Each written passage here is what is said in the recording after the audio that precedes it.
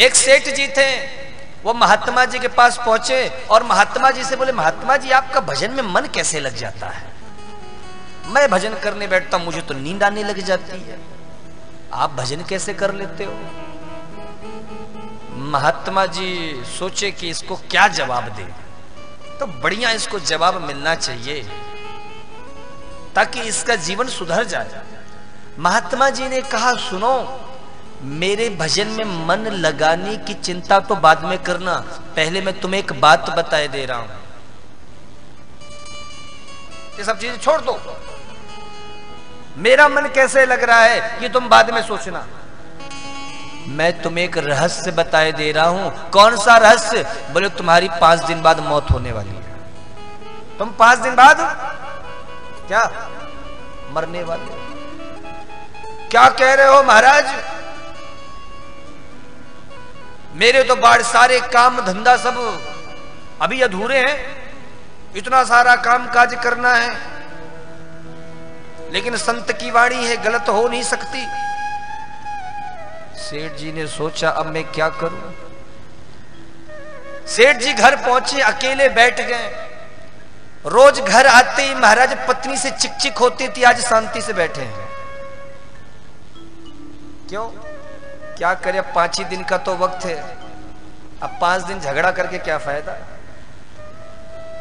पत्नी ने सोचा, रोज महाराज दुकान से आते शुरू कर देते थे, रोटी जली तो ये वैसा तो फलाना ऐसा, लेकिन आज बड़ी शांति से बैठे, क्या बात है। थोड़ी देर बाद महाराज बेटा आया, बड़े प्रेम से पिताजी ने, सेठ जी ने गले से लगा लिया, रोने लगे। बालक को लगा पिताजी को आज क्या हो गया, रोज तो आके गालियां सुनाना शुरू कर देते थे, जितने नौकर चाकर सबसे बड़े प्रेम से बातचीत करने लगे। महाराज जो भी उधारी थी सब चुकता कर दिया। जो लोग थे, लोगों को लगा कि हमें ये कभी नहीं देने वाला, ये भी मिल गया पैसा। अरे भाई ऐसा क्या हो गया। महाराज दूसरे दिन आज सुबह उठते ही सबसे पहले महाराज भगवान के दरबार में जाकर पूजा आरती उतारने लगे। अब तो घर वालों को और चक्कर, अरे भैया ऐसा क्या चमत्कार हो गया, ऐसा क्या हृदय में परिवर्तन हो गया, संत जी ने ऐसा कौन सा रास्ता दिखा दिया। जो महाराज सदैव तामसी प्रवृत्ति में रहते थे, क्रोध रूपी अग्नि में जलते रहते थे, आज उनके विचारों में इतना परिवर्तन। महाराज 3-4 दिन तक रोज महाराज 8-8 घंटे भजन करने लगे। मन में सोचने 5 दिन बाद मरना है। चौथा दिन हुआ, जितने सगे संबंधी रिश्तेदार सबको बुलवाया और सबको सामने बिठा करके कहा, देखो भाई साहब, मैंने जिंदगी में यदि आपका दिल दुखाया हो, कुछ मेरे मुख से क्रोध में कुछ अनर्गल शब्द निकल गए हो तो मुझे क्षमा कर देना। महाराज सबने कहा, ऐसा हो क्या गया, इतना जीवन में परिवर्तन। सेठ जी ने कहा, बोले मैं कल मर जाऊंगा, मरने से पहले किसी का अगर कुछ बुरा किया हो, भला किया हो तो सबसे माफी मांग लेता हूं। घर में भीड़ लग गई महाराज, सब लोग महाराज गले मिलने लगे एक दूसरे से, अरे आप चले जाओगे। 5वां दिन हुआ, अब सेठ जी सोच रहे पता नहीं कब मौत आ जाए, हाथ में माला लेके जाप कर रहे हैं, मौत आने वाली है, मौत आने वाली है। राम राम राम राम राम राम चल रहा है। आज 5वां दिन है। महात्मा जी बोले थे,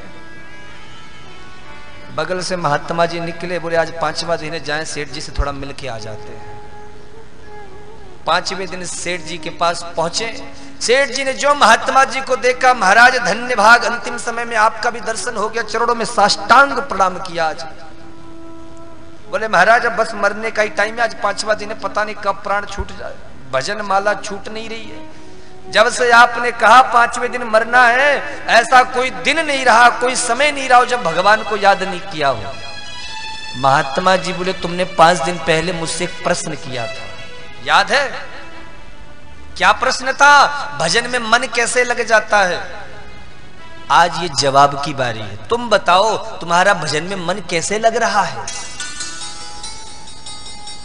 सेठ जी बोले मुझे जब से ये पता चला कि मैं मरने वाला हूं तब से भजन ही कर रहा हूं। महात्मा जी बोले, मैंने तो ऐसे ही विनोद में तुम्हें कह दिया कि तुम 5 दिन बाद मरने वाले हो और तुम्हारा मन भजन में लग गया।